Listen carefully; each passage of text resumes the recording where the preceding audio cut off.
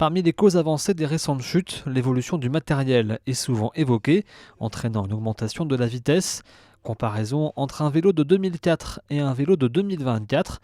Outre la forme et l'apparition du tout carbone, un détail est important. Vous avez aussi le freinage des deux vélos qui va changer avec la mâchoire du patin de frein et ici du coup un freinage à disque qui permet aussi une meilleure efficacité.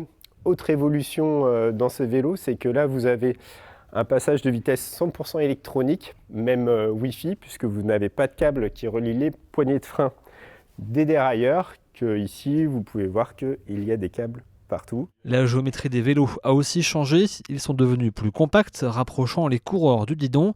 Mais le matériel n'est pas la seule cause avancée, le comportement des coureurs a aussi évolué. Les athlètes sont de plus en plus égocentrés et que du coup ça impacte leur comportement en course. Ils pensent à eux, à leur pilotage, leur approche de la course et beaucoup moins à leur environnement et aussi à l'intégrité physique du gars à côté qui n'a pas forcément le même maillot ou la même nationalité, etc. Et là aussi, on doit avoir un discours, entre guillemets, sensibilisé sur ça, quoi. La qualité des parcours et des organisations est aussi mise en cause avec une interrogation. Le business prime-t-il sur le sportif désormais? Certains organisateurs peuvent se voir imposer une partie de leur parcours par leurs partenaires financiers, parfois au détriment de la sécurité.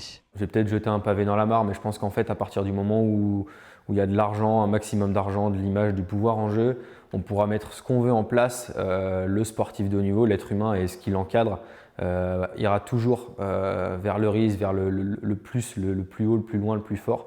La sécurité des cyclistes en course comme à l'entraînement est un enjeu majeur qui nécessite l'effort de tous les acteurs. Il est impératif de trouver l'équilibre entre la recherche de l'excellence sportive et la protection de la vie humaine. La balle est désormais dans le camp des instances internationales du cyclisme.